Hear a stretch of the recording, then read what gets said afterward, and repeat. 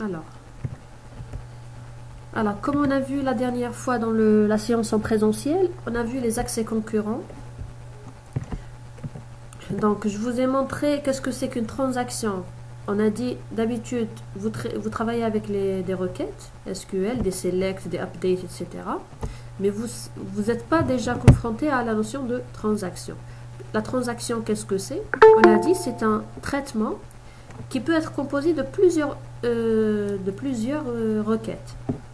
Donc, il y a plusieurs opérations à la fois, mais qui doivent être exécutées de manière entièrement, c'est-à-dire on ne fait pas une partie de la transaction, on fait tout ce qu'il y a à l'intérieur, et on doit surtout garder l'intégrité avant et après l'exécution de cette transaction.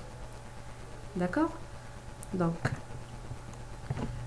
on a dit la transaction TX, c'est une suite d'opérations dans un ordre donné. Quand on change l'ordre, la transaction elle change, qui s'exécute sur une base de données dans l'état I et qui va retourner un nouvel état de la base de données. Donc, c'est le nouvel état J. Donc, avant de traiter les problèmes, on a parlé des 4 propriétés acides. Donc, le A, c'est l'atomicité. Ça veut dire c'est le tout ou rien. Soit je fais l'intégralité de la transaction avec le lot qu'elle contient d'opérations, soit je l'annule complètement. Si j'arrive pas jusqu'au bout, j'annule ce que j'ai déjà fait.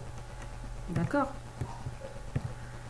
La deuxième propriété, attendez, je reviens. La deuxième propriété, c'est la cohérence, le C. Le C, c'est l'exécution d'une transaction dans un environnement sans panne. Pardon, l'exécution d'une transaction dans un environnement sans panne, il doit préserver la cohérence de ma base de données. Donc, si je démarre d'un état, comme j'ai dit tout à l'heure, c'est l'état de BDI, c'est l'état BDI est cohérent, l'exécution de la transaction sur cet état va retourner un état J cohérent aussi. Voilà. L'isolation, comme on l'a expliqué la dernière fois, ça veut dire que une transaction doit s'exécuter indépendamment de ce que font les autres, même s'ils travaillent avec les mêmes variables, les mêmes objets, les mêmes granules. Le SGBD doit me garantir que cette transaction s'exécute de manière isolée des autres. C'est-à-dire, si les transactions concurrentes travaillent, ça ne doit pas influencer le traitement de ma transaction. La durabilité, c'est quand j'arrive jusqu'au bout de ma transaction, les données sont persistantes. Elles sont gravées sur le disque. Elles sont sur le disque. Donc, il n'est plus question de faire annuler. Pour l'annuler, soit on le fait pendant la transaction. Si elle n'arrive pas jusqu'au bout, je peux l'annuler. Mais une fois que j'arrive jusqu'à la fin, c'est commit, j'envoie les données au disque. Et pour annuler ce qui a été fait, il faudra une deuxième transaction qui fait le rollback, qui fait la machine arrière. Ça, c'est la durabilité. Donc, il faut garder en tête les 4 propriétés qu'on appelle les propriétés acides d'une transaction, que doit vérifier chaque transaction. Les problèmes, donc on les a résumés en 4 familles de problèmes. Pardon, c'est bon. Vous me suivez? Dites-moi oui, comme ça je ne vais pas basculer entre les fenêtres. J'aimerais entendre votre voix également. C'est OK?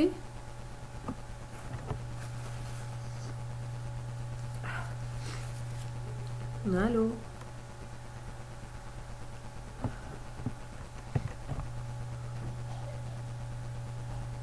Il y a un problème?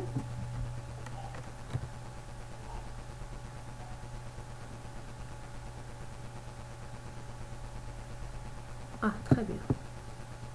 Essayez de me répondre, comme ça je pourrai avancer rapidement. Donc le problème 1, on a dit le problème 1 c'est l'arrêt brutal du système. C'est-à-dire que durant l'exécution d'une transaction, donc voilà, il y a 8 opérations par exemple, le démarrage de la transaction, lecture du granule C1, enlever une somme du compte C1, écrire C1 sur le disque, lire C2, ajouter la somme débitée du compte C1, donc on va la donner vers C2, écrire C2 et fin de la transaction. S'il y a un arrêt brutal, s'il y a une panne, s'il y a un bug, s'il y a une coupure d'électricité au milieu de la transaction, le système doit pouvoir annuler la transaction. Parce qu'ici, on a un problème qui touche à l'atomicité et la cohérence de la transaction. Le deuxième type de problème,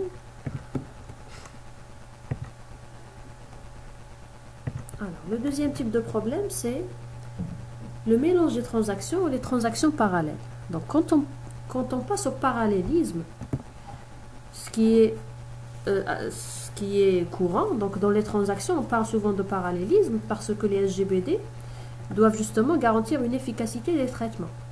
Donc des traitements efficaces, ça nécessite de lancer plusieurs utilisateurs en même temps, sans pour autant perdre la cohérence des données. Donc si on lance des gens en même temps, à l'instant T1, il y a T1 et T2 qui démarrent, à l'instant T2, T1 elle lit C1, T2 elle lit C1, etc. Donc si je lance, bon, les tirés ici, pour ceux qui ne sont pas au courant, les tirés ça veut dire une pause. Ça veut dire là, il y a écriture de C1, ensuite T1 elle fait rien ici, ensuite elle va lire C2. En parallèle, T2 elle est en train de faire des traitements. Donc si je fais les deux transactions ici, si aucune précaution n'est prise, tout le travail qui a été fait par T1, il va être annulé par T2. Parce que là, regardez, l'écriture de C1, elle est à l'instant T4, et l'écriture de C1 pour T2, elle est à l'instant 6. Donc à chaque fois, T1 fait une chose, T2, elle écrase ce qu'elle a fait. Pareil ici. Donc lire C2 à l'instant 6, écrire C2 à l'instant 8, et là, à l'instant 9, écrire C2 par T2. Donc il y a ce qu'on appelle recouvrement de T1 par T2. Il y a une transaction qui couvre le travail de l'autre. Et ça, c'est un problème. Ça, c'est le deuxième type de problème rencontré dans le parallélisme. Troisième problème, c'est les problèmes des contraintes d'intégrité non vérifiées.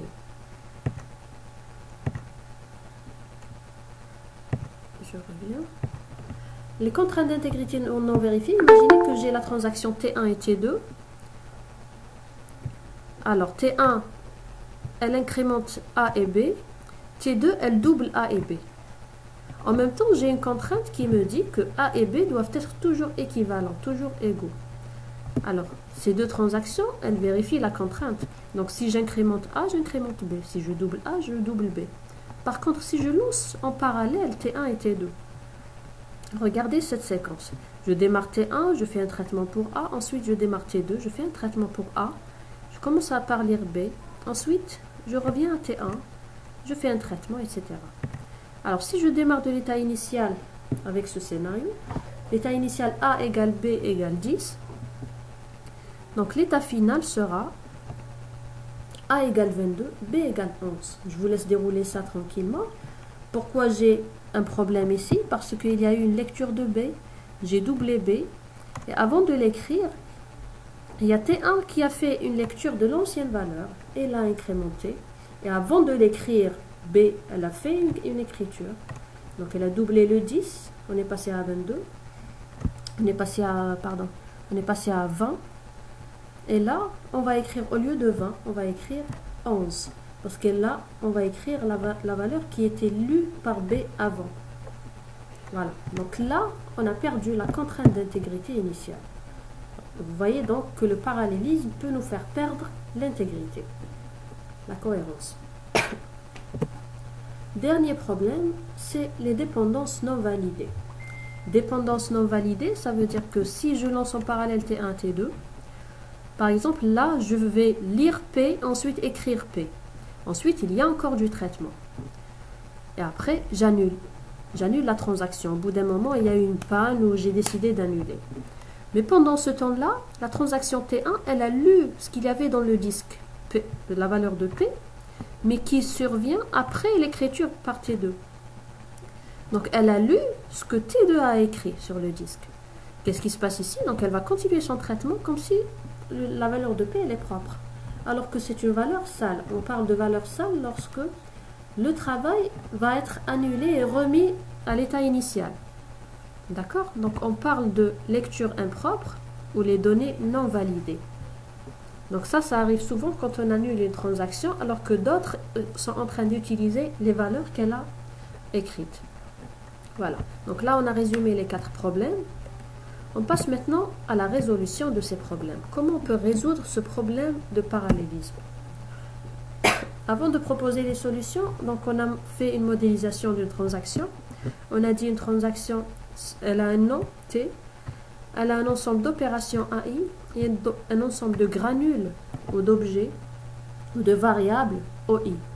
Donc les granules sont n'importe quel élément de la base, ça peut être une relation, ça peut être un attribut, ça peut être une ligne, tout ce que vous pouvez imaginer dans votre base. Quand on vous dit le granule C1 c'est le compte bancaire ça peut être un attribut dans la table, ça peut être une table, comme ça peut être tout un schéma, etc.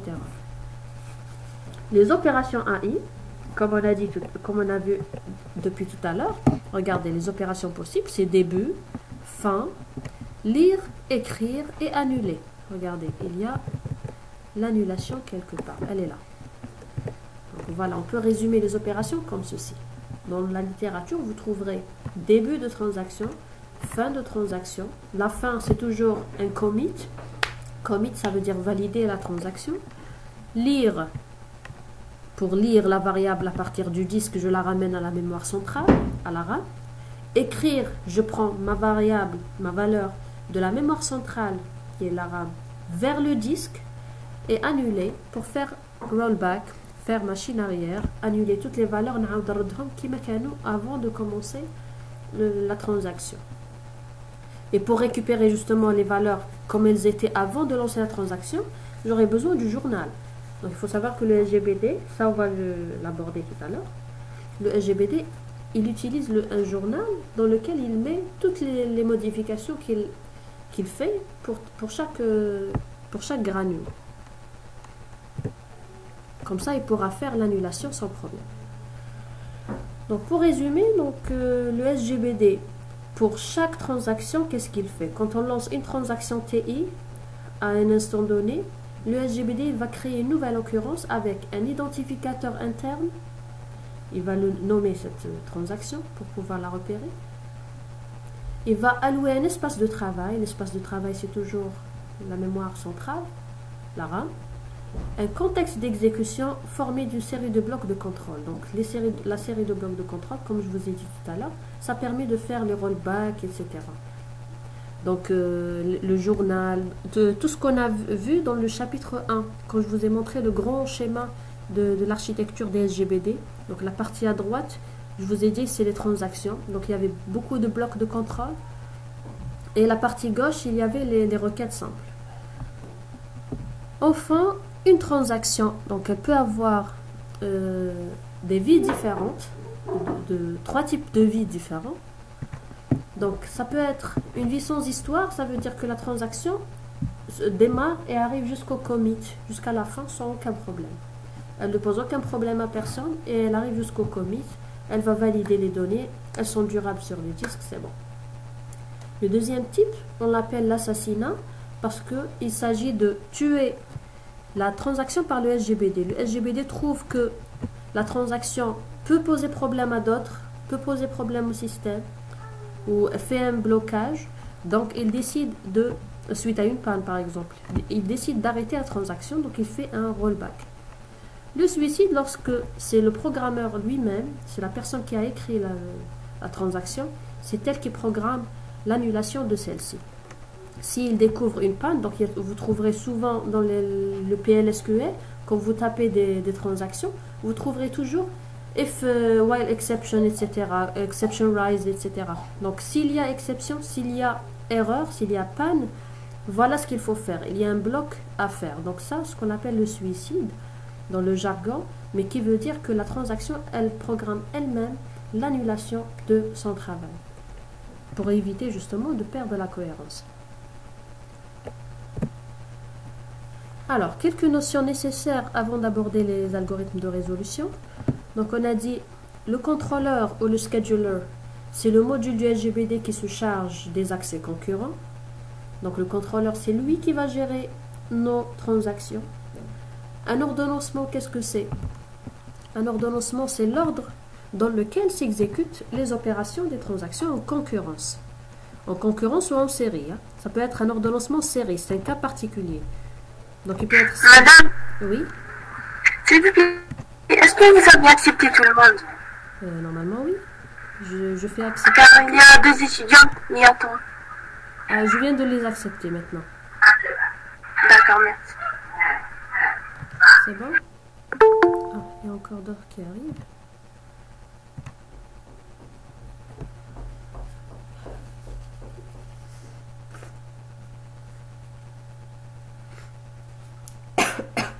Excusez-moi. Alors c'est bon. Encore des gens qui arrivent.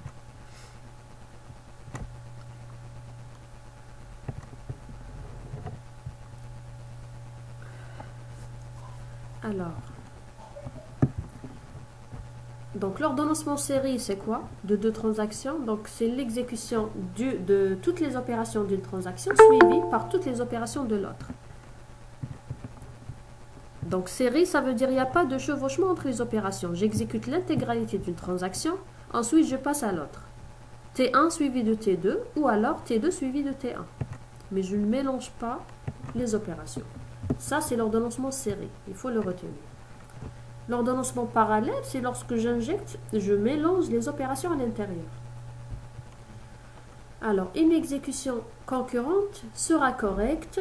Alors, il faut bien noter ceci. Elle est correcte. Exécution concurrente, pardon. Exécution concurrente, ça veut dire quoi? Ça veut dire parallèle, pour ne pas confondre plus tard. Exécution concurrente, ça veut dire ordonnancement parallèle.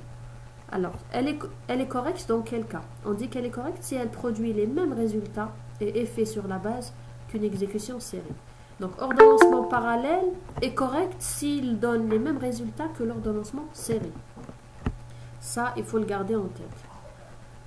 Alors, je reviens. Oups, j'ai perdu Internet ou pas? Vous arrivez à m'entendre? Il y a une coupure d'Internet, je crois. Oui, madame, on entend. Très bien. Internet, c'est pas terrible actuellement, mais c'est pas grave. De toute façon, c'est enregistré. Vous l'aurez tout à l'heure. Alors, n'hésitez pas à m'interrompre si vous avez des questions. Je continue. Alors, le principe de sérialisabilité, comment on dit quoi? C'est de ne laisser s'exécuter les transactions en parallèle que celles qui provoquent les mêmes effets qu'une exécution série. Ça veut dire, si je trouve que deux transactions peuvent avoir des conflits entre elles, peuvent utiliser en lecture-écriture les mêmes granules, je ne les laisserai pas s'exécuter en parallèle. Sauf si je m'assure complètement qu'elles n'auront pas de problème, qu'elles n'auront pas de conflit entre elles. Le reste, je le parallélise. Si j'ai 100 transactions qui chacune travaille sur un granule différent, je les lance en parallèle. Lorsque j'ai des conflits entre deux transactions, ces deux-là, je ne les mets pas en parallèle. Je dois être très prudente comment faire le parallélisme entre elles. Je vais vous montrer plus tard comment faire ceci.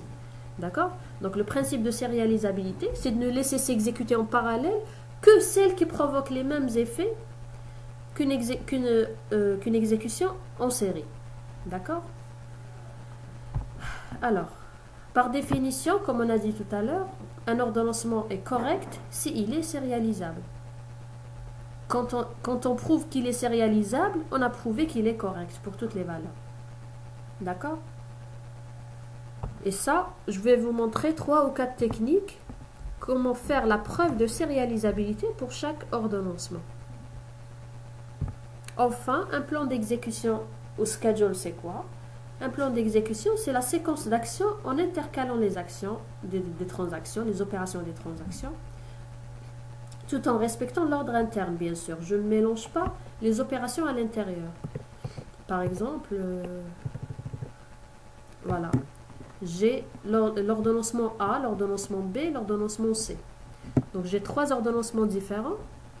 J'ai toute la transaction T1 qui s'exécute, suivie de toute la transaction T2. Là, je suis dans le séquentiel. C'est une exécution série. Je fais l'intégralité de l'une, suivie de l'intégralité de l'autre. Dans le B, j'ai autre chose. Regardez, je démarre par T1, ensuite je fais une opération de T2, ensuite T1, T2, etc. Donc, ce chevauchement, le fait d'intercaler les opérations me donne un ordonnancement parallèle, mais qui est cohérent en même temps. On a prouvé que c'est cohérent. Vous pouvez faire une valeur initiale et faire le déroulement, vous trouverez que vous arriverez toujours à une valeur finale cohérente. Pour le 3, pour le C, pardon, c'est un ordonnancement non séquentiel, ça veut dire il est en parallèle, mais qui n'est pas cohérent. Parce que justement, il y a un conflit de lecture-écriture pour le C2. Regardez, T1, elle va lire C2, alors que T2, elle vient de l'écrire, elle va l'écrire juste après.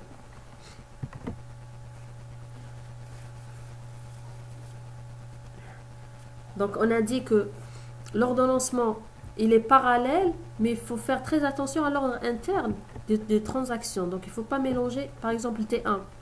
On commence par lire C1, ensuite enlever 50 dinars, ensuite viennent les autres. Je ne peux pas faire ça avant la lecture de C1. Je suis obligée de respecter l'ordre interne. Mais je peux intercaler les opérations d'une autre transaction avec celle-là. Voilà. Donc ça, c'est pour revenir à la définition du plan d'exécution. Bon, ça c'est fait. Donc le problème qui se pose, comme on a détecté la dernière fois, c'est le parallélisme avec la lecture-écriture sur les mêmes objets. Si on n'a que des lectures, on n'aura jamais de problème dans le parallélisme. Le parallélisme pose problème quand on a des lectures-écritures sur le même objet. On parle de conflit.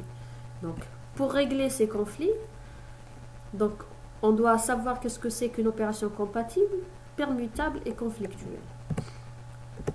C'est ce qu'on va voir ici. Donc, deux opérations OI, OJ sont compatibles si l'exécution parallèle, elle est équivalente à l'exécution série. D'accord? Donc, série, ça veut dire OI suivi de OJ ou alors OJ suivi de OI.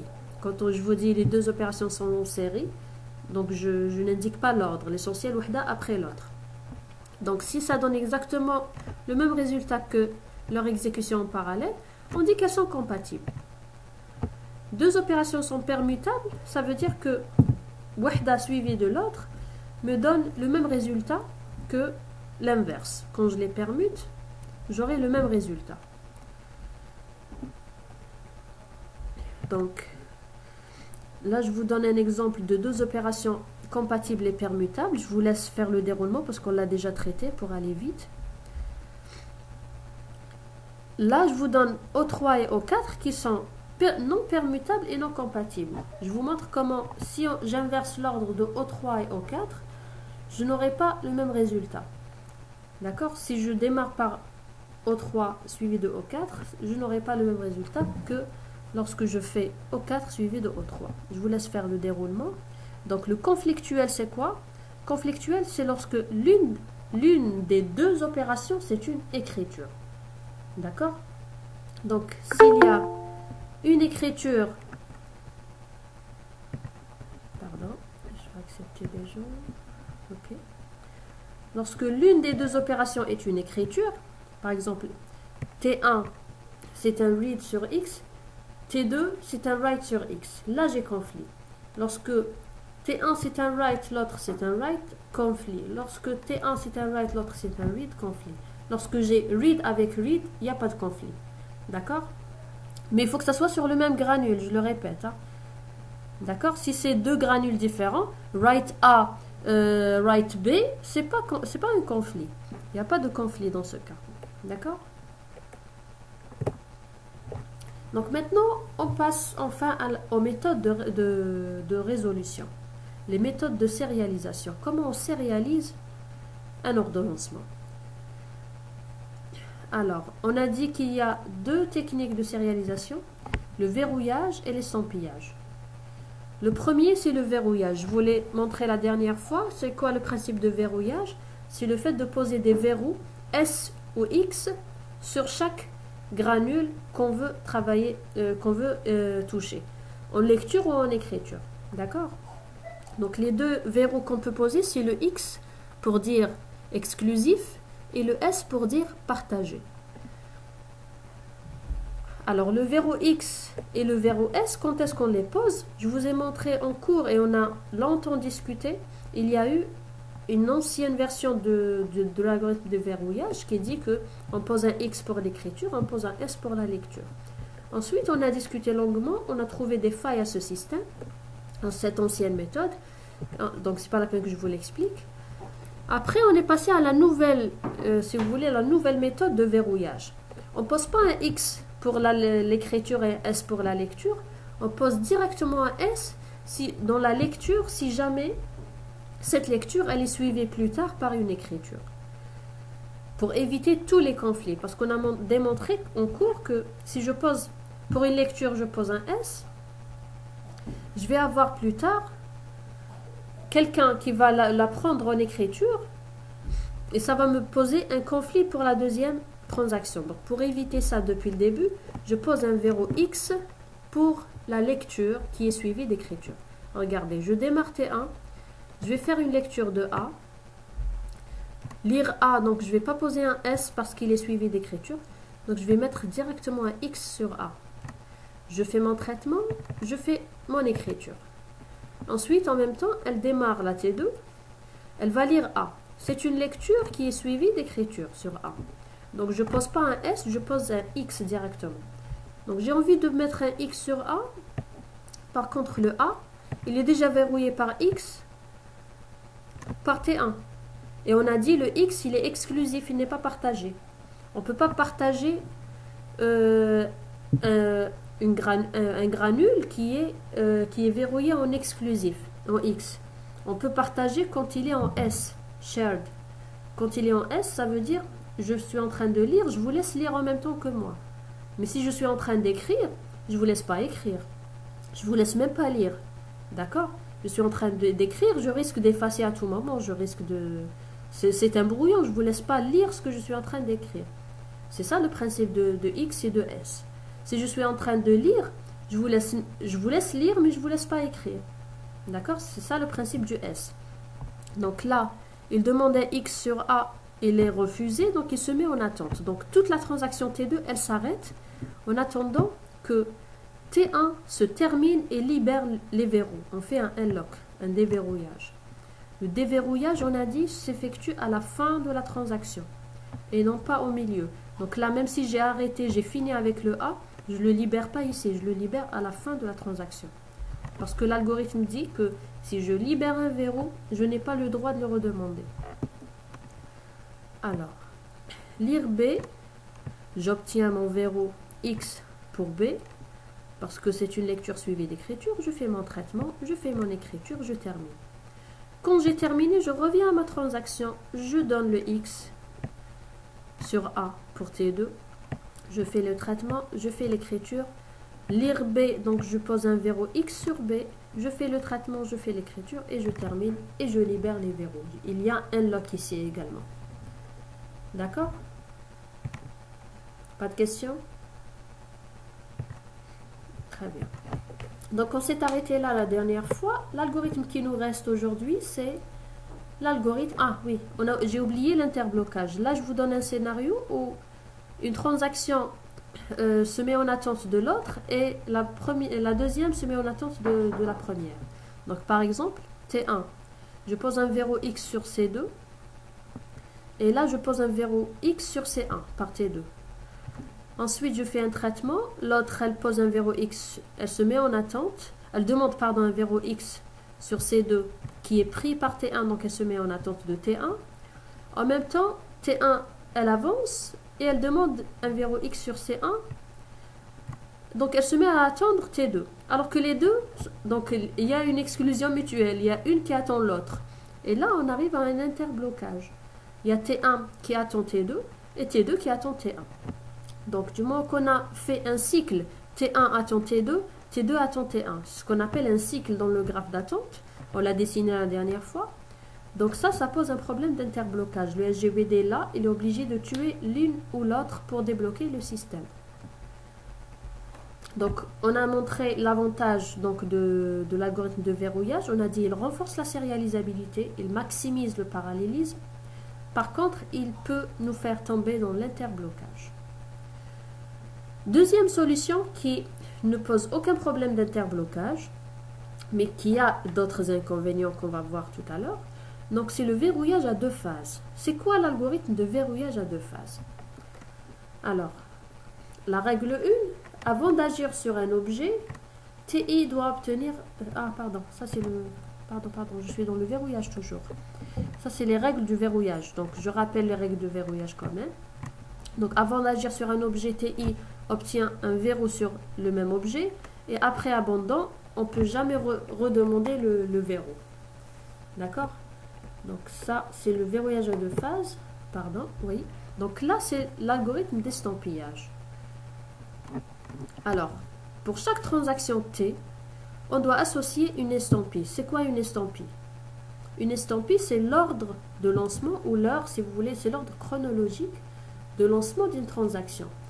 Je vais estampiller T3, je vais dire que la 3, elle est exécutée dans l'ordre tel. C'est la troisième qui s'exécute, par exemple. D'accord? Donc, je peux indiquer le 3, pour dire que le 3, c'est l'estampille de T. Parce qu'il y a, si vous voulez, il y a deux écoles qui utilisent cet algorithme. Il y en a qui disent par exemple que le T1, donc l'estampille de T1 c'est 1, donc je dis que son estampille c'est 1, donc c'est la première qui démarre.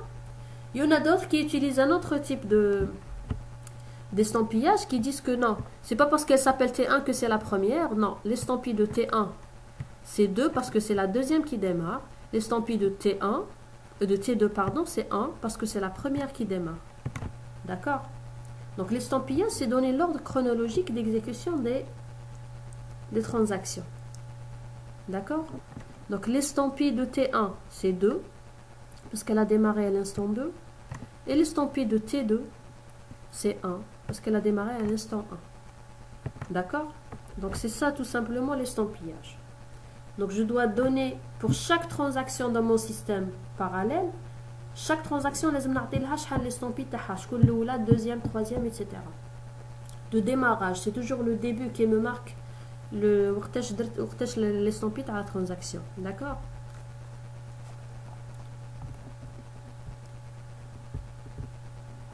Est-ce que vous me suivez?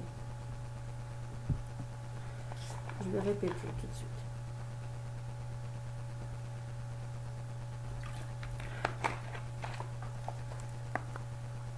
Alors, je rappelle, c'est quoi un estampillage des transactions? Alors, l'estampillage, estampiller une transaction, il y a le cachet de démarrage. À quel instant elle a démarré? D'accord? Je donne l'estampille 2 pour T1 pour dire que c'est la deuxième. L'estampille 1 pour T2 pour dire que c'est la première. Et je vais vous montrer tout à l'heure à quoi ça sert l'estampillage. Etc. D'accord? Mais je ne l'algorithme lui-même. Qu'est-ce que c'est qu'un estampillage? Donc, quand je connais, je connais deuxième, je connais troisième. À quoi ça me sert? Alors, l'algorithme, qu'est-ce qu'il dit?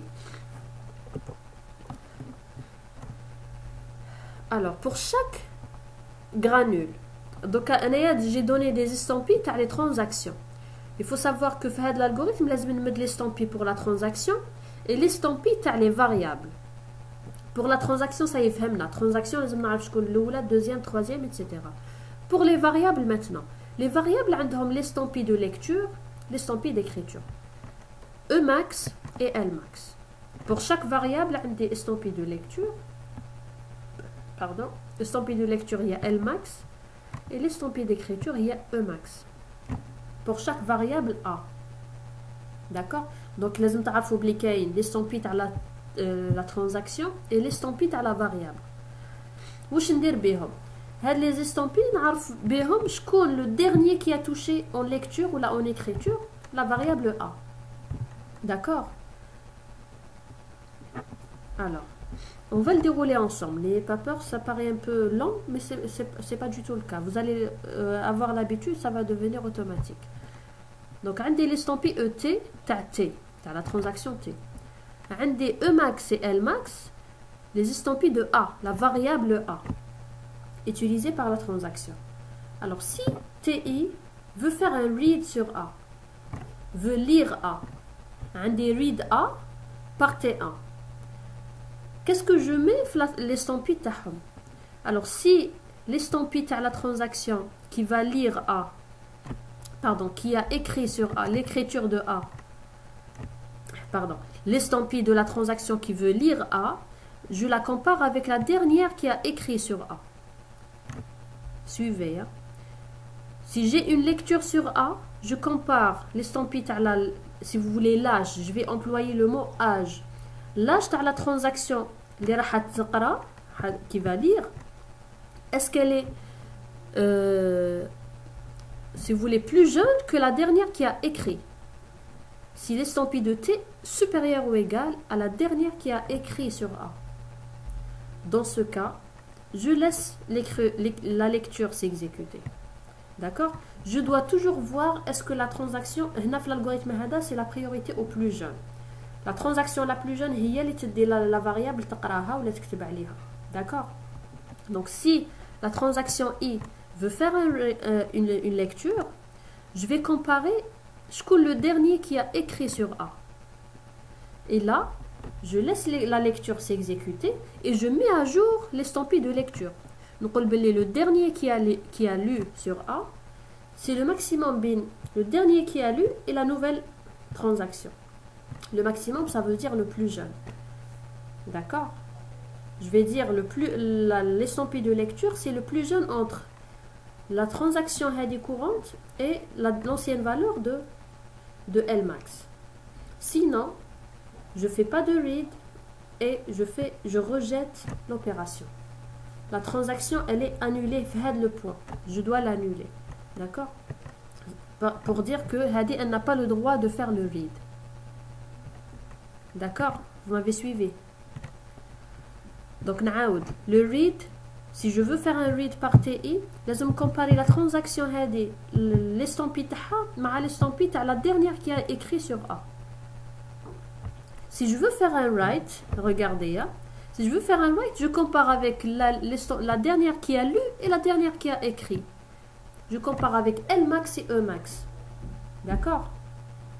Si je veux faire un read, si je veux faire une lecture, je cherche le dernier lectub. Si je veux faire une écriture, je cherche le dernier lectub ou le dernier liqra.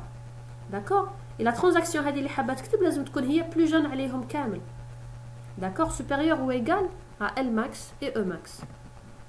Si c'est le cas, si la condition elle est vérifiée, je laisse l'écriture s'exécuter et je mets à jour l'estampille d'écriture. واش نعطيلها ET. نقول باللي la dernière qui a écrit sur A et non pas E. La dernière qui a écrit sur A égale E de T. Sinon, je refuse. Si la condition elle n'est pas vérifiée, je refuse l'écriture et je rejette la transaction. فهمتوني? Qui n'a pas compris?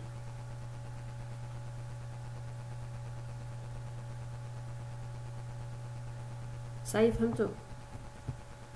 Ok. De toute façon, l'algorithme, ça paraît un peu long, mais c'est pas du tout le cas. En déroulant l'algorithme, je vais vous montrer la série TD. Il y a plusieurs cas de déroulement à l'estampillage. Vous allez voir, ça va devenir automatique. Là, je vous donne un exemple. Avec T1 et T2, elles s'exécutent en parallèle. Je donne les estampilles à T1 et T2. Voilà les opérations pour laquelle moment elles sont exécutées. Mais je commence le déroulement. Il y a la première opération, c'est une lecture de C1. Alors, read C1, qu'est-ce que je fais for read? Si j'ai envie de lire, je regarde le dernier qui a écrit. Il ne faut pas oublier, Tanik, que le démarrage du système, garde les estampilles qu'on a 0. Les estampilles de lecture et écriture, garde à 0. D'accord? Donc, c'est 0 parce que les transactions Bada, elles vont avoir 1, 2, 3, etc. 0, ça veut dire que c'est encore vierge. Personne n'a encore lu ou l'a écrit sur la transaction. Il y a une lecture, je fais quoi? Je compare ce que le dernier, qui est le dernier qui a écrit.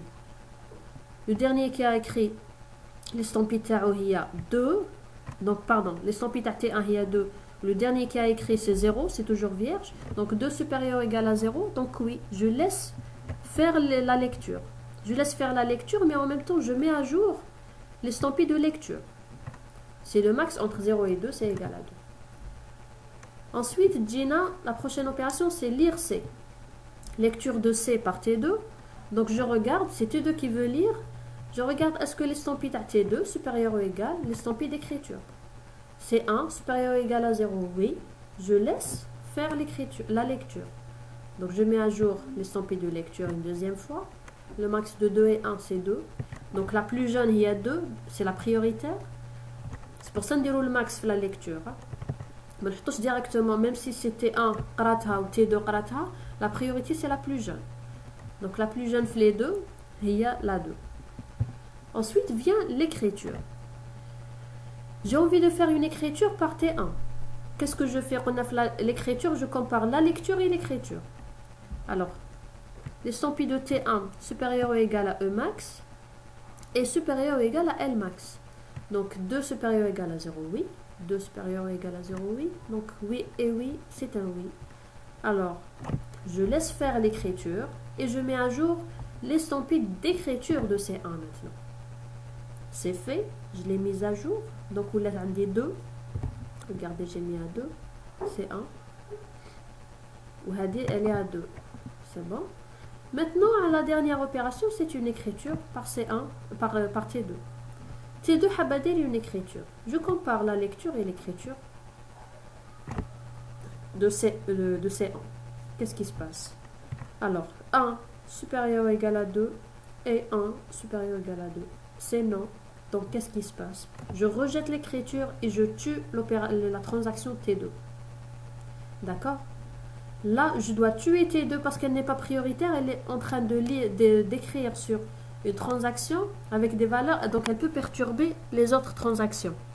Là, je la tue, mais je ne complètement le système. Je laisse le système se dérouler sans elle. Chaque fois qu'on a une opération, imaginez que le système est doué. Il y a d'autres opérations. Quand on a les opérations T2, je les saute, comme si elles n'existent pas. Je termine mon système et quand j'arrive à la fin, je relance T2. Je la lance toute seule, comme si elle est en série. D'accord? Lorsqu'on tue une transaction, on la relance avec une nouvelle estampille. Et l'estampille نعطوها 7. Pourquoi 7? Parce que c'est supérieur à وين حبسنا. Imaginez qu'on s'est arrêté à l'instant 7 هنايا. نعطولها حاجة qui est supérieure à toutes les estampilles précédentes. 7, 8, ce que vous voulez, mais l'essentiel, il faut que ça soit supérieur aux estampilles précédentes باش ما تصراش une concurrence معاهم. D'accord? باش تكون هي la plus jeune. Donc, فهمتوا le principe de l'algorithme هذا, la priorité à la transaction la plus jeune. Vous me suivez? Est-ce que فهمتوا l'estampillage?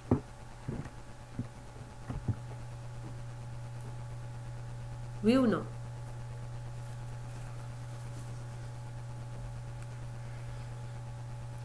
Très bien. Donc, faites l'estampillage, vous allez compléter de toute façon avec les ondes d'ordre. Il n'y a pas de partage. Comment ça?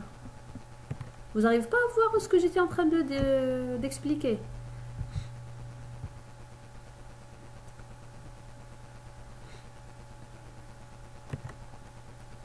Ah, voilà, très bien. Donc voilà, c'est le dernier point, le dernier algorithme dans le chapitre. Le déroulement TAO, vous allez l'avoir TD, la série TD, vous aurez suffisamment d'exercices pour le dérouler. Vous n'aurez aucun problème. D'accord? Donc, en conclusion, on a le verrouillage à 2 phases et maximiser le parallélisme, ça a des problèmes dans l'interblocage. L'estampillage, mais l'interblocage. Il se réalise parce que le principe TAO, c'est l'ordre chronologique. Il donne la priorité à la plus jeune. Dans ce cas, وحده كي تكون vieille تقعد toujours vieille تقعد toujours يخليها en attente حتى يكمل السيستم تاعو كامل il va la tuer كي يكمل السيستم il va la relancer donc elle risque d'attendre très longtemps. D'accord? Le seul problème قلنا تاع l'estampillage c'est la mise en attente qui est prolongée de certaines transactions. يستناو السيستم يكمل باش يتexécutaو هما en série.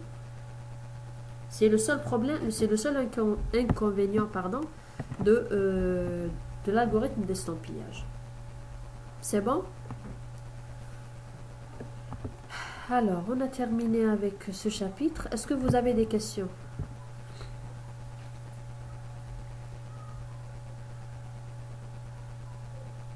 Alors, si vous n'avez pas de questions, donc on va faire une petite pause pour revenir à un TD sur la série تاع les vues. D'accord? Allez, on se revoit tout à l'heure.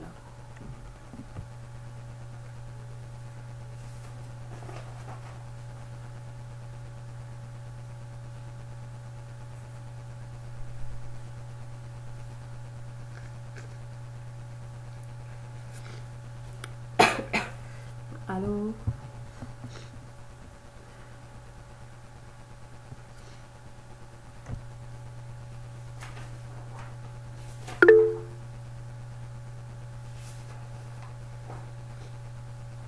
Alors, on va traiter ensemble la série de les vues. J'aimerais avoir vos questions, puisque normalement vous l'avez déjà traité Thomas. Attendez, où est-ce qu'elle est? Elle est là. Est-ce qu'elle est partagée? Vous arrivez à la voir, la série de les vues? C'est visible à l'écran. Très bien. Ok. D'accord. Maintenant, je l'exercice que vous avez trouvé un peu difficile. Là.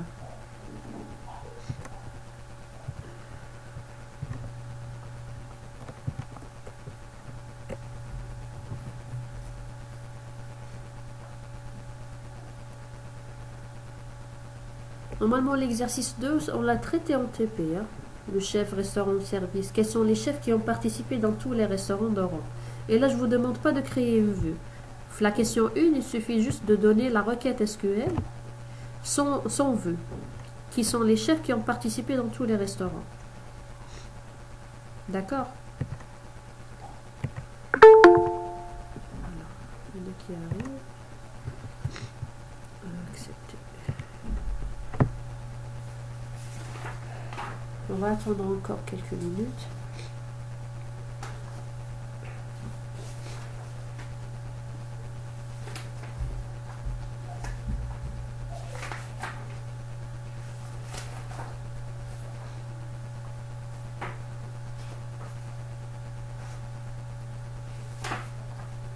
Si vous n'avez pas de questions, donc vous avez tout compris. C'est pas la peine de traiter la série.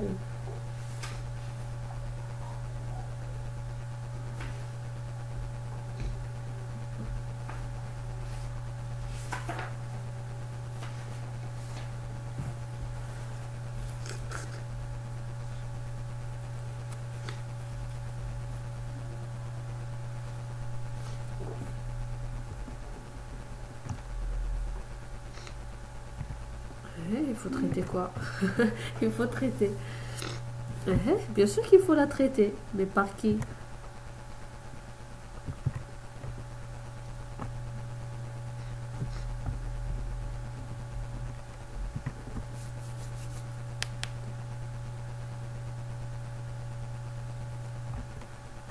Donc, proposez-moi vos solutions et on va les discuter. هاي نديرو اسيدي l'exercice 2 parce que عندكم une idée على le schéma درتو في TP. Donc si je veux avoir qui sont les chefs qui ont participé dans tous les restaurants d'Oran, je fais quoi? Les chefs qui ont participé dans tous les restaurants d'Oran. Donc ça on peut le faire de différentes manières. Select. Ce serait bien de vous entendre. Copier ça, je sais pas, je suis en face à qui, en face à quoi.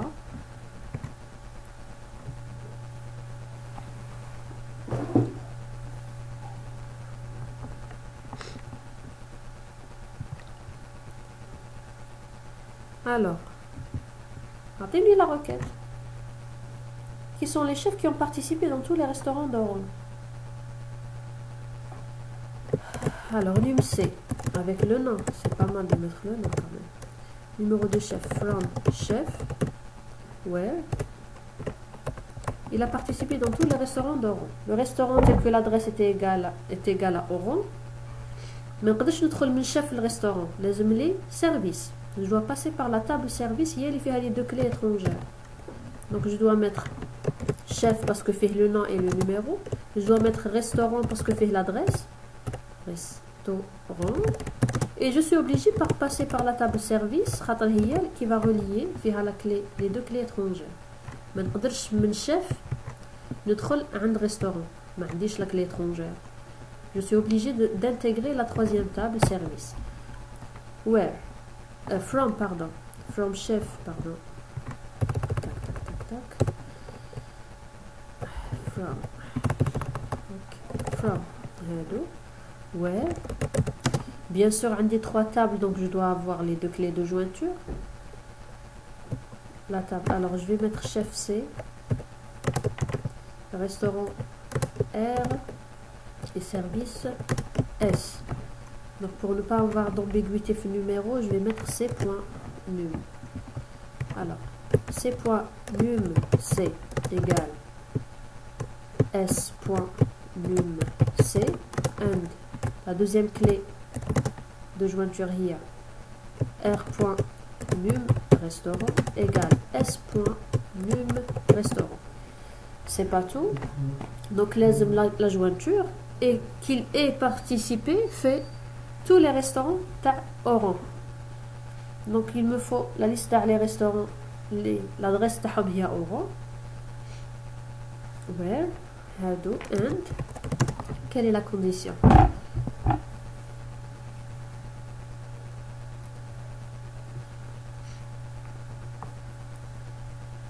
Donc comment je dois exclure les autres ou la dire les gars les restaurants à Oran et il a participé faire. Comment vous l'avez traité?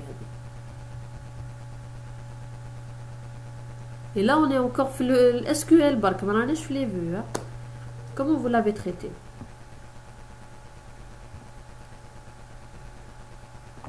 Oui, mais ça il n'est pas suffisant de mettre adresse égale Oran. Imaginez que je mets adresse and adresse. Pas besoin de préciser quelle table. Adresse égale Oran. Déjà, il faut mettre Oran comme ça parce que c'est une chaîne de caractères. Est-ce que ça, c'est suffisant?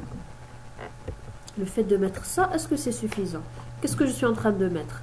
De demander. Je veux les chefs qui ont servi à Oran. Mais c'est pas ce qui est demandé. Qui ont servi donc, qui ont offert leur service dans, pardon, là. Qui ont participé dans tous les restaurants d'Oran. Il ne faut pas qu'il y ait un restaurant, l'adresse fait Wahran, tel que le chef Hada en question, le chef C, m'a fait un service. Donc, lazim un autre existe. D'accord? Le not existe, qui fait comment on va l'exprimer, donc ça c'est faux. And not exists. Quoi? Qu'est-ce qui ne doit pas exister? Select étoile toujours. From restaurant.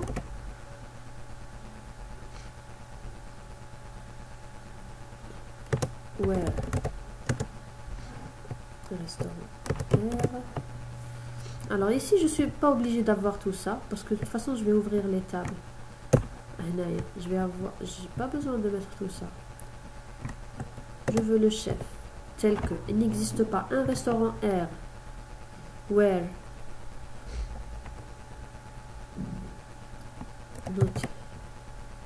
non je vais mettre oui where adresse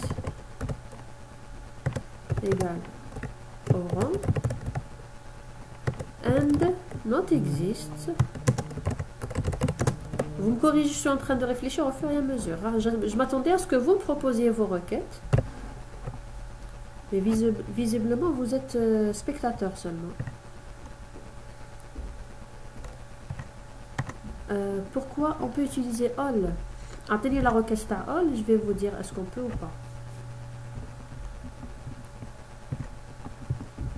Not exist. Je vais vous décrire not exist. On va voir est-ce que ça le fait ou pas. Select étoile. From le service pour avoir la dernière jointure. Web. Maintenant, je vais joindre avec la première table la deuxième qui m'a ouvert le conflit court. Regardez. Avec la première. Where adresse égale Oran. And not exists. La troisième. From service. Where. Donc là, je vais joindre avec la table précédente en cascade le R et la table C, chef. Where service S. Donc S.num C égale C.num C and S.num restaurant égale R.num restaurant and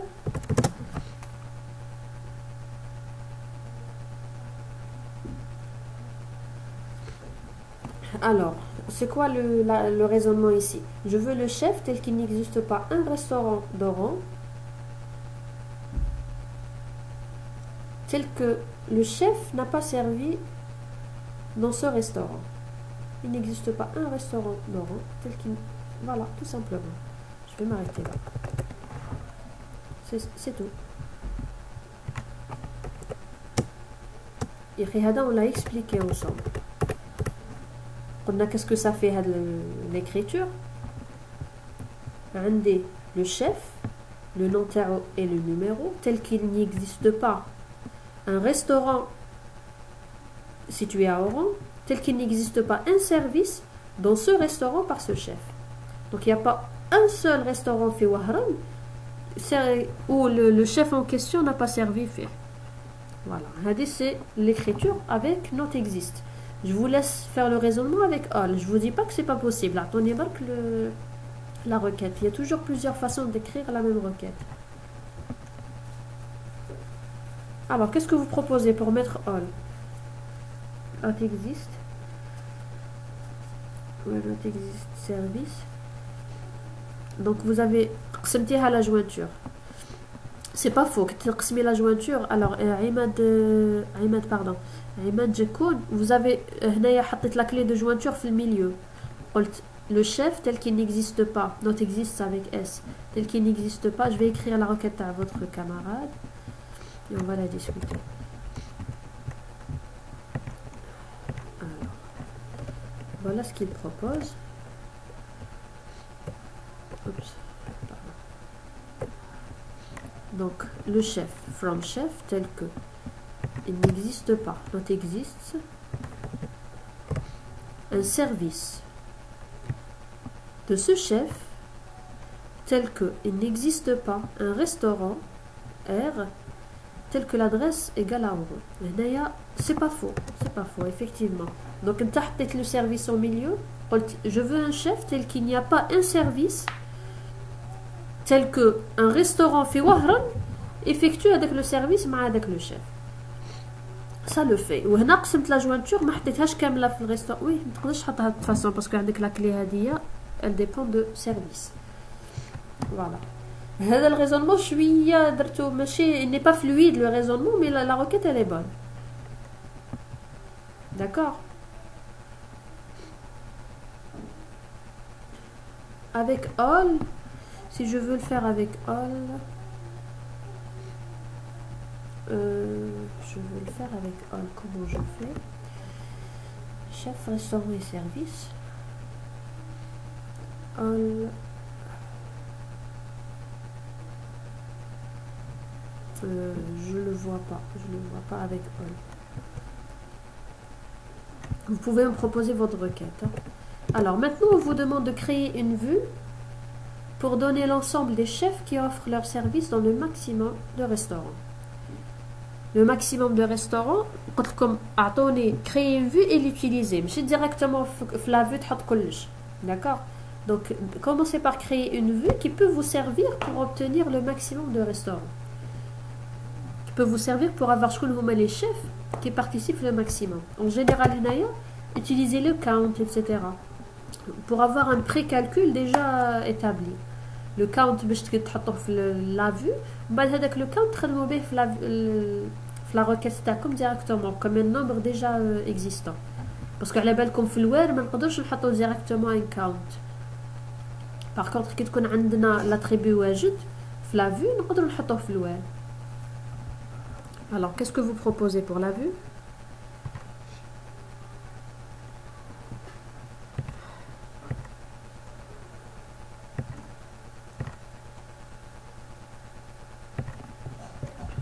Alors, encore une fois, je vais le faire moi-même.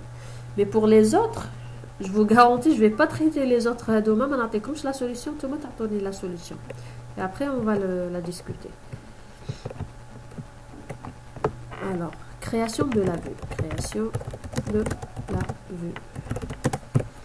Ça fait quand même quelques semaines que vous avez la série. Je propose par exemple create or replace view. Create view V1. As select. Dans V1, je vais mettre alors la vue qui donne l'ensemble des chefs qui offrent leurs services dans le maximum de restaurants. Je peux donner par exemple dans la vue chaque chef, restaurant. Pour chaque chef, je fais un count. Donc je mets num chef count étoile from.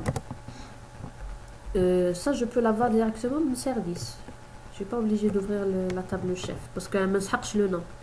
Je peux, la requête finale, demander le nom parce qu'elle est le numéro. From service. Where. Rien du tout. Je mets un groupe by. Groupe by numc. Et ça, on l'a discuté la dernière fois en présentiel. On a appelé tout ce qui vient avant l'agrégat. Toujours l'agrégat, حطوه الاخر في select. وكاع واش يجي قبله حطوه كيما راه في le groupe by. Si vous avez 10 attributs, vous mettez les 10 attributs dans le groupe by. Toujours avant l'agrégat, حطوا les attributs تاعكم. Et cet ensemble كيما راه تحطوه. Vous n'avez pas le droit de mettre une partie des attributs. Il ne va pas le compiler en tout cas Oracle. D'accord? Donc, le select, qu'est-ce qui ne va pas faire la requête head? Du moment que j'ai un agrégat parmi les attributs à select, je suis obligé de renommer les attributs d'ailleurs. J'ouvre la parenthèse, je vais mettre numc نخليها كما راهي, il n'y a pas de souci. L'autre, je vais donner par exemple نسميه n. Le count étoile هذاك يخرج لي بالn. Là, je vais avoir une vue qui va me donner pour chaque chef شحال عنده les services. Les services. Mais attendez, le service est numéro de service. Alors, puisque هنايا, si vous l'avez constaté, le TP, comme les trois sont clés. La date, je l'ai intégrée comme clé. C'est quoi la différence dans la série Hadia? Pourquoi j'ai enlevé la clé et la date? Qu'est-ce qui va changer dans ce cas? À votre avis? Count étoile, elle va compter pour chaque groupe. Quand vous faites groupe by, si vous ne mettez pas de groupe by, le count étoile, il va comptabiliser un seul groupe. Ça, c'est pour Ikram, elle me pose la question sur le count étoile. Count étoile, si vous mettez un groupe by, chaque groupe, pour numc. D'accord? Je mets groupe by numc. Donc pour chaque numéro, le 1, le 2, etc. Si je ne mets pas de groupe by, je mets juste le count étoile, il les lignes. Il va le considérer comme un seul groupe. D'accord? Alors, MAS propose create view as select count étoile, count numc from chef et service. Et alors, quand on fait ça, non, ça ne le fait pas. Ça ne fait pas parce que vous récupérez le numéro de chef, combien de chefs différents, combien de fois count chef, combien de lignes de chef. Non, ça ne le fait pas, ça ne le fait pas.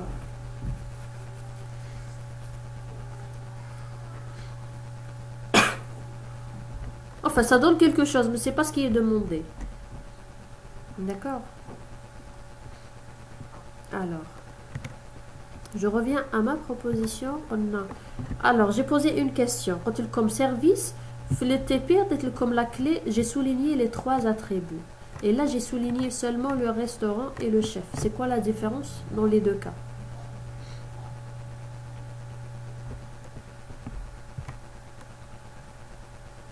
Vous avez une idée? Je vous ai parlé de ça la dernière fois. C'est quoi la différence quand je souligne les trois?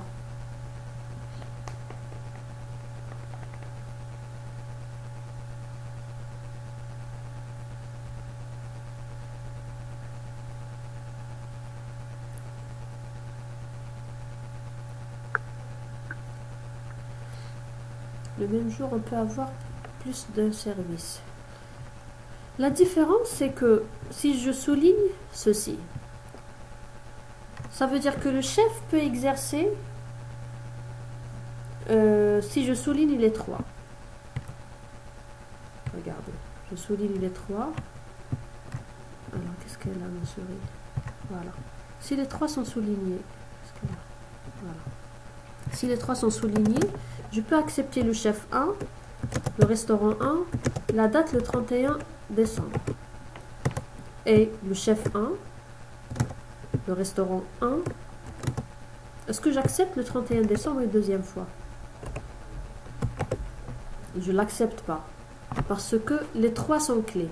Par contre, je peux servir le même restaurant à une autre date. Le 30 par exemple. Le 30 décembre. D'accord? Si je souligne les 3, je n'ai pas droit de répéter la date. D'accord? Si je souligne les 2 seulement, si je souligne les 2, je n'ai pas le droit d'exercer plus d'un service pour le même restaurant. Et si le restaurant, là, je me fais un seul service. D'accord? Une seule fois, je dois exercer un service avec le restaurant. D'accord? J'ai fait exprès de ne pas mettre exactement le même schéma. D'accord? Donc voilà. Donc je remets comme il était tout à l'heure.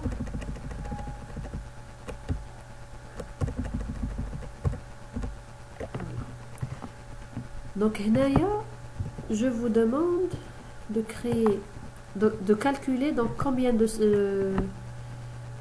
services par chef. Combien de services par chef? Alors, numéro de restaurant et combien de chefs? Donc, si je fais count étoile pour chaque numéro de chef, donc il va calculer combien de restaurants, tout simplement. Le restaurant ne va pas se répéter. D'accord? La particularité de le schéma, c'est qu'il suffit de mettre count étoile. Le restaurant, il va, il a servi le chef en question. D'accord? Ils ne vont pas se répéter les restaurants. Donc, il suffit de mettre count étoile. Le cas les 3 soulignés, si les 3 étaient soulignés, dans ce cas, les hommes ne count étoile parce qu'il va fausser le calcul. Count, entre parenthèses, distinct num R. D'accord? Si j'avais souligné les 3, les hommes distinct num R et non pas count étoile. Les hommes dire count distinct num R. Puisque le problème ne se pose pas, c'est assez simple. Le restaurant marchi ta'aoud, donc il suffit de mettre 40 étoiles. Fahmtou? Allô?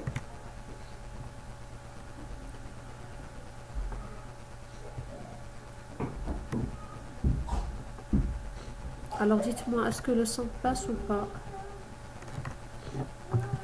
J'ai perdu connexion à maintes reprises. C'est bon? Ouf, parfait. Bon, j'espère qu'elle ne va pas nous relâcher l'internet. On va essayer de finir l'exercice. Pour le reste des exercices, je vais essayer de vous envoyer des bouts de solutions et je vous laisse m'envoyer vos retours. D'accord? Parce que sinon, on va perdre un temps fou à faire les exercices. Avec l'internet qui s'en va à chaque fois. Alors, on s'est dit, on a créé la vue V1. On a le numéro du chef et le nombre de services, le nombre de restaurants. Parce que le service, c'est les restaurants différents où il a servi. Comment je vais l'utiliser pour avoir le maximum de restaurants? Select, num chef et son nom par exemple. C'est intéressant d'avoir son nom. From chef. Et je joins avec V1 par exemple. Ou alors je peux laisser V1 à l'intérieur. Where num c in select num c from V1 where ou having max having n égale max n. Voilà. Avec ceci, je vais avoir qui est le chef, son numéro et son nom, qui a servi dans le maximum de restaurants. J'aurais pu mettre la vue V1 en jointure directe avec chef. Et j'ai choisi de faire la jointure en cascade. C'est bon? Oui. Madame, Oui, oui, je vous entends. Il n'y a pas de partage. La séance, elle est enregistrée, oui. c'est bon, madame. Il y a le partage. Merci. De toute façon, il y a le partage. Je vais finir la partie, on va arrêter le massacre. Il faut arrêter la séance. Durka, je vais vous envoyer les parties que je peux faire pour le corriger par l'exercice. Pardon, je reviendrai. Naya. Je vais expliquer le dernier point. La métabilité à jour, ou elle n'est pas métable à jour, il faut que ما تكونش فيها jointure, ما يكونش فيها groupe by, ما يكونش فيها agrégat. D'accord? ويكونوا فيها كاع les attributs obligatoires. يسمى l'attribut اللي تكون not nul لازم يكون عندي présent. تما كنقولوا on peut mettre à jour au travers de cette vue. هنايا clairement elle n'est pas métable à jour parce que فيها groupe by ou فيها l'agrégat, même si ما فيهاش jointure. D'accord? Est-ce que vous avez compris le dernier point, la dernière réponse? Donc, elle n'est pas métable à jour parce que non seulement fiha le groupe by et fiha le count. C'est bon? Madame, Oui. pour les attributs, il faut يكونوا كاع les attributs باش تكون mettre à jour. لا ماشي كاع les attributs. Pas tous les attributs, لازم les attributs obligatoires. D'accord? Les attributs قلنا obligatoires qui يكونوا الاخرين on les a mis facultatifs يسمى ما précisيناش not nul في la création. إلا في la création précisité not nul ولا هذاك l'attribut il est clé primaire primary key ما عندكش le droit ما تديريهش في l'insertion. D'accord? Mais هنا visiblement عندك groupe by donc ما تحبسيش كاع les attributs obligatoires ou facultatifs. Le fait d'avoir le groupe by, le fait d'avoir le count, c'est bon. Elle n'est pas métable à jour. D'accord? D'accord, merci madame. Je vous en prie. Alors, je vous ai dit, on va arrêter le massacre tout de suite, puisque l'internet a été au trop. Je vais enregistrer, je vais faire quand même un traitement pour la vidéo. Il y a beaucoup de parties, ça fait des bugs. Donc, je vais vous envoyer quelque chose de propre sur YouTube ce soir ou là demain, si l'internet le permet. Et si mon état de santé le permet surtout. Et je vais vous envoyer la correction de quelques parties de la série.